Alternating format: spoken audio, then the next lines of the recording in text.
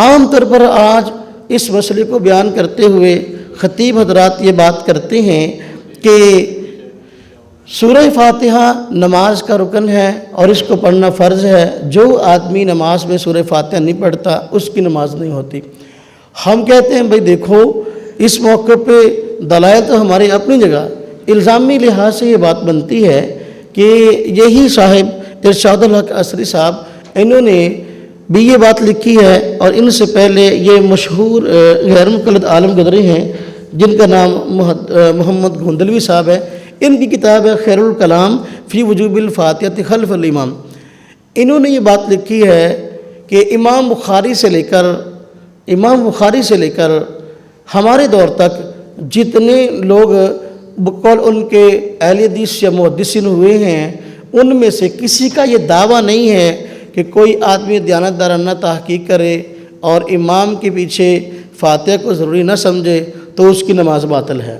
کہتے ہیں کہ ہماری تحقیق کے مطابق امام بخاری سے لے کر آج تک کوئی ایسا محدث نہیں گزرا جس نے یہ دعویٰ کیا ہو کہ جو تحقیق کرے، تحقیق کی روشنی میں امام کے پیچھے فاتحہ پڑھنا ضروری نہ سمجھے اس کی نماز کو ہم باطل کہیں، اس کا کوئی بھی قائل نہیں ہے. اور پھر کہا کہ جو لوگ آج یہ دعویٰ کرتے ہیں تو کہ امام کے پیچھے جو فاتحہ نہ پڑھے اس کی نماز باطل ہے اور بے نماز ہے، اس قسم کا دعویٰ کرنے والے ہماری جماعت کے غیر ذمہ دار لوگ ہیں. کون لوگ ہیں؟ غیر ذمہ دار. یہ بات محمد گھندلوی صاحب نے خیر الکلام میں کہی ہے، اور توضیح الکلام میں اسی بات کو تائید کے طور پر ارشاد الحق عصری صاحب نے بھی نقل کیا ہے. جب یہ بات ہے تو پھر آج جو چوک اور چراہوں میں تقریروں اور تحریروں میں جو بات کی جاتی ہے کہ جو فاتحہ نہ پڑھے اس کی نماز باطل ہے اور وہ بے نماز ہے، تو پھر ایسی بات کرنے والے گویا سب ہی غیر ذمہ دار ہیں. تو ہمیں تو ذمہ دار آدمی آج نظر ہی کوئی نہیں آتا. تو ایسی جماعت جس میں سارے غیر ذمہ دار جمع ہو گئے ہوں تو پھر ان سے بات ہم کریں کیسے؟ بات سمجھ آئی؟ تو دعوے کے 3 حصے تھے. نمبر 1 ہم کہتے ہیں قرات نماز کا رکن ہے، وہ کہتے ہیں کہ نہیں بلکہ فاتحہ نماز کا رکن ہے. تو اب جب یہ بات ہے کہ وہ کہتے ہیں فاتحہ نماز کا رکن ہے، ان کے لیے ضروری تھا کہ ایسی دلیل پیش کرتے جس سے فاتحہ کا رکن ہونا سمجھ میں آتا، اور ہماری ذمہ داری تھی کہ ہم ایسی دلیل پیش کریں جس سے مطلقاً قرات کا جو ہے رکن ہونا سمجھ میں آئے. ہم نے بخاری سے روایت پیش کی حدیث مسیح الصلاح حضرت ابو ہریرہ رضی اللہ عنہ سے، جس میں نبی کریم صلی اللہ علیہ وسلم نے اس صحابی کو جن سے نماز میں خطائیں غلطیاں ہوئیں اور نئے مسلمان ہوئے ہوں گے، نماز کا پڑھنے کا تفصیلی طریقہ ان کو معلوم نہیں تھا، تو انہوں نے نبی کریم صلی اللہ علیہ وسلم سے فرمایا کہ آپ مجھے نماز کا تفصیلی طریقہ بتا دیں. تو آپ نے جب طریقہ بتایا تو آپ نے فرمایا قرات کی باری آئی، قرآن کی باری آئی. یہ نہیں فرمایا فاتحہ نہ پڑھو گے تمہاری نماز نہیں ہوگی، بلکہ فرمایا قرآن میں سے جو آسان لگے اس کو پڑھ لیا کرو. بخاری شریف کی اسی روایت کے حاشیہ میں حاشیہ نگار نے یہ بات واضح طور پہ لکھی ہے. یہ ائمہ احناف کی صریح اور واضح دلیل ہے اس بات پر کہ سورہ فاتحہ نماز کا رکن نہیں ہے بلکہ مطلقاً قرات نماز کا رکن ہے. بات سمجھ میں آئی؟ بخاری کی روشنی میں ایک دعویٰ ٹوٹ گیا. دوسری بات، وہ حضرات کہتے ہیں کہ سورہ فاتحہ نماز کا رکن ہے اور مقتدی کے لیے ہر نماز میں سورہ فاتحہ پڑھنا ضروری ہے. کسی نماز کی ہر رکعت میں فاتحہ پڑھنا ضروری ہے.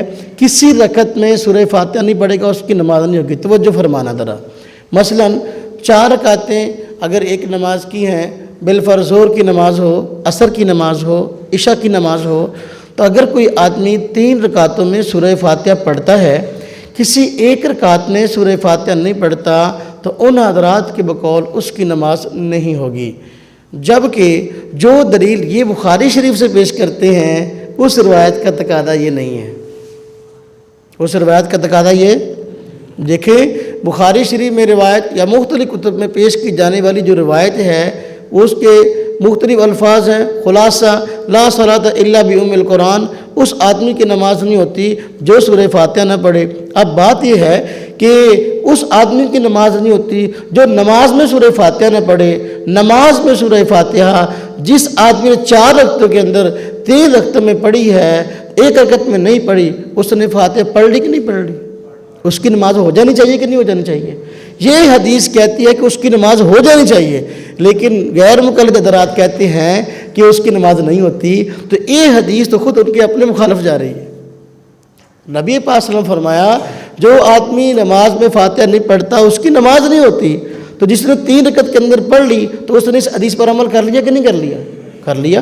اس میں لا رکعت الا بام القرآن کے الفاظ تو ہیں نہیں، لا صلاۃ ہے، تو نماز کی 3 رکعتوں میں اس نے فاتحہ پڑھ لی، اس حدیث پر عمل کر لیا، لیکن غیر مقلد پھر بھی کہتے ہیں کہ اس کی نماز نہیں ہوتی۔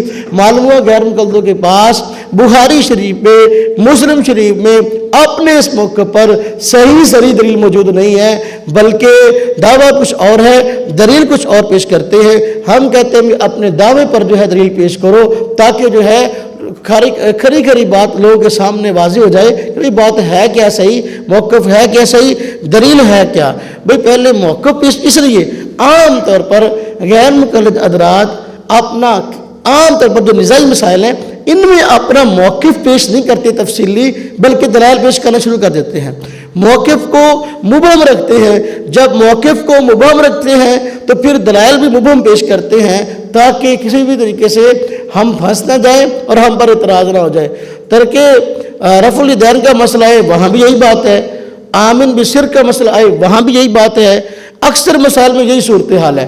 جب ان کا دعویٰ ہے کہ نماز کی ہر رکعت میں فاتحہ ضروری ہے، اس کے بغیر نماز نہیں ہوتی، تو پھر یہ کیوں کہتے ہیں کہ بھئی نماز میں فاتحہ ضروری ہے، اگر نہیں پڑھو کوئی نماز نہیں ہوتی؟ پھر یہ بات کیوں کرتے ہیں؟ یہ کریں نا، نماز کی ہر رکعت میں فاتحہ ضروری ہے، اس کے بغیر نماز نہیں ہوتی، پھر پیش کرے دلیل۔ جب یہ پیش کریں گے ہر آدمی کہے گا تم تو دھوکہ دے رہے ہو، کہہ رہے ہو کہ نماز کی ہر رکعت میں فاتحہ ضروری ہے، اس کے بغیر نماز نہیں ہوتی، نام بخاری کا لیتے ہو، بخاری کی روایت پیش کرتے ہو، اس میں تو رکعت کا لفظ ہی کہیں نہیں ہے۔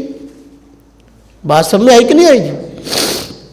اب انہوں نے کہا کہ نماز کی ہر رکعت میں فاتحہ ضروری ہے، جس دلیل کو بنیاد بنا کر ان لوگوں نے پیش کیا یہ دلیل رکعت کا لفظ اس میں نہیں ہے، یہ دلیل خود ان کے خلاف ہے، اور اس سے یہ بات ثابت ہوتی ہے کہ نماز کی کسی رکعت میں کوئی آدمی اگر قرات کر لے سورہ فاتحہ کی اس کی نماز ہو جانی چاہیے، لیکن غیر مقلد کہتا ہے 3 رکعت کے اندر اگر نماز میں قرات کر لی ہے فاتحہ کی 1 رکعت میں نے کی، اس کی نماز پھر بھی نہیں ہوگی۔ تو لہذا یہ دلیل ان کے دعوے کے مطابق نہیں ہے، ان حضرات کو چاہیے کہ اس دلیل کو بالکل پیش نہ کریں۔ اب میں بخاری کی روشنی میں ان حضرات کا دعویٰ توڑ دیتا ہوں، وہ کہتے ہیں ہر رکعت میں فاتحہ ضروری ہے وگرنہ نماز نہیں ہوتی، ہم کہتے ہیں ایسا نہیں ہے، بلکہ بخاری شریف کی روشنی میں دعویٰ جھوٹا ہے۔ وہ اس طرح کہ ایک معروف روایت ہے، آپ حضرات نے سنی ہے، حضرت ابو بکر رضی اللہ عنہ والی، کہ نبی پاک صلی اللہ علیہ وسلم نماز پڑھا رہے تھے۔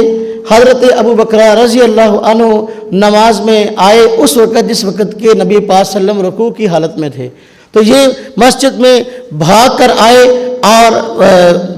آئے اور نماز میں شامل ہو گئے، نبی پاک صلی اللہ علیہ وسلم کے ساتھ نماز کو پورا کر لیا۔ اب رکوع کی حالت میں شامل ہوئے، رکوع کی حالت میں شامل ہونے کے بعد نبی پاک صلی اللہ علیہ وسلم کے ساتھ ہی انہوں نے سلام پھیر لیا۔ جب یہ بات ہے آپ صلی اللہ علیہ وسلم کو علم ہوا، صحابہ کرام نے بتایا کہ یہ نماز میں بھاگ کر آئے ہیں، آپ صلی اللہ علیہ وسلم نے فرمایا اللہ تیری حرص کو زیادہ کرے، آئندہ ایسا نہ کرنا، اللہ تیری حرص کو زیادہ کرے، آئندہ ایسا نہ کرنا۔ یہ روایت کہاں ہے؟ بخاری شریف میں۔ یہ روایت بخاری میں ہے، وہ نماز میں بھاگ کر آئے تھے، آپ نے بھاگ کر آنے سے منع کیا کہ تجھے نماز کو پانے کی حرص تھی، اللہ تیری حرص کو زیادہ کرے، لیکن آئندہ اس طرح بھاگ کر نہ آنا۔ لیکن وہ رکوع کی حالت میں شامل ہوئے تھے، انہوں نے کھڑے ہو کر رکعت نہیں پڑھی۔ نبی پاک صلی اللہ علیہ وسلم نے یہ ارشاد فرمایا کہ بھئی جس رکعت میں تو شامل ہوا تھا وہ تو رکوع کی حالت میں تو نے مجھے پایا تھا، تو نے فاتحہ نہیں پڑھی تھی، تیری وہ رکعت نہیں ہوئی، جب تیری وہ رکعت نہیں ہوئی تو نے کھڑے ہو کر بھی نہیں پڑھی، تیری نماز نہیں ہوئی، کھڑے ہو کر اپنی نماز کو پڑھ لو۔ آپ نے بات ارشاد نہیں فرمائی۔ بخاری شریف کی یہ روایت بتاتی ہے کہ نماز کی ہر رکعت میں فاتحہ کے فرض ہونے والا نظریہ جھوٹا ہے۔ بات سمجھ میں آئی کہ نہیں آئی؟ حضرت ابو بکر کہاں شامل ہوئے تھے؟ رکوع کی حالت میں۔ جب رکوع کی حالت میں آئے تو فاتحہ پڑھی انہوں نے نہیں پڑھی، تو نبی پاک صلی اللہ علیہ وسلم نے ان کو نماز دہرانے کا حکم نہیں دیا کہ بھئی نماز کھڑے ہو کر پڑھ لو، نہیں فرمایا کہ بھئی تمہاری جو رکعت رہ گئی تھی اس کو پڑھ لو، یہ بھی نہیں فرمایا تمہاری نماز نہیں ہوئی ساری دوبارہ پڑھ لو، یہ بھی نہیں فرمایا۔ اس سے 2 مسئلے سمجھ میں آ گئے۔ نمبر 1، سورہ فاتحہ نماز کی ہر رکعت میں ضروری نہیں ہے. اگر ہر رکعت میں ضروری ہوتی حضرت ابو بکر کو کہا جاتا کہ تم اپنی ایک رکعت تو کھڑے ہو کر پڑھ لو.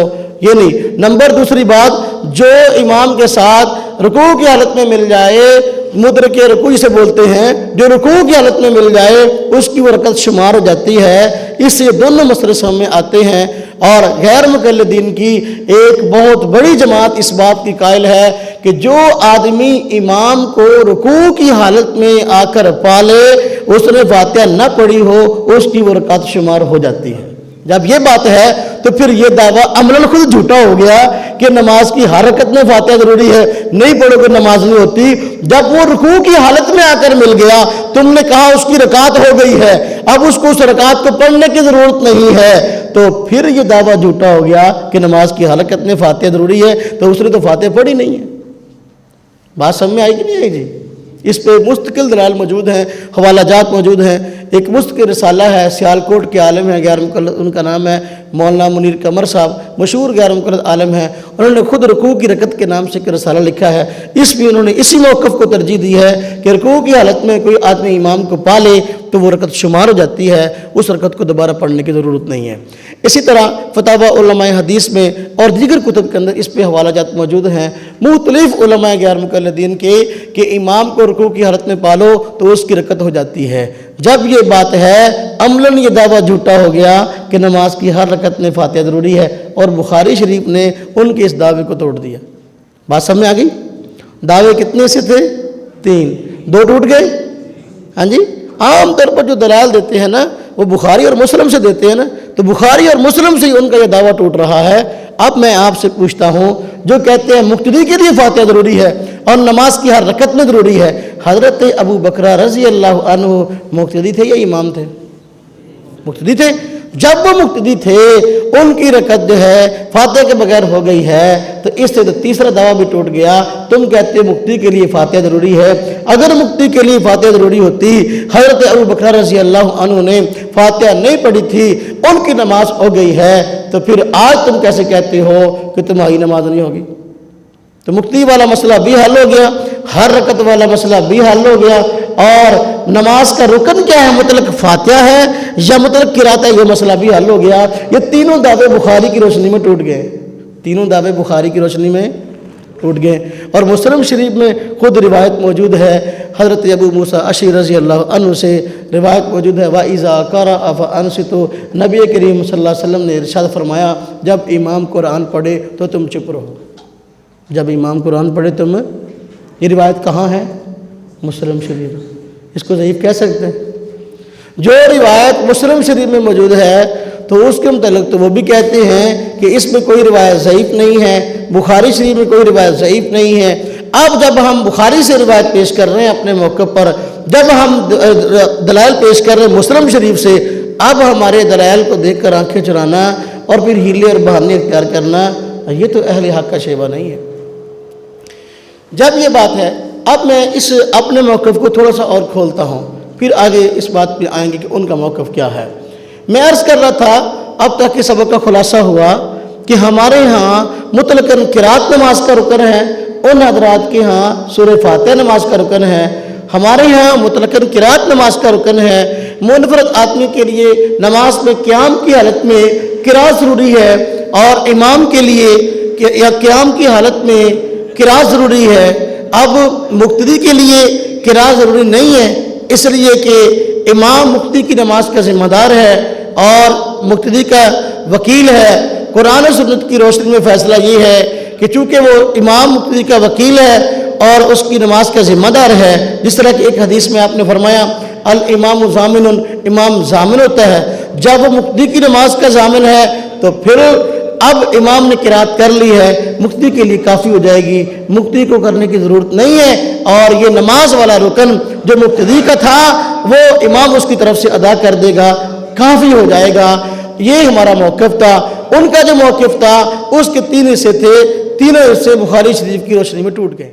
لا الہ الا اللہ, لا الہ الا اللہ, لا الہ الا اللہ, ما لنا رب سوا. إله إلا الله لا إله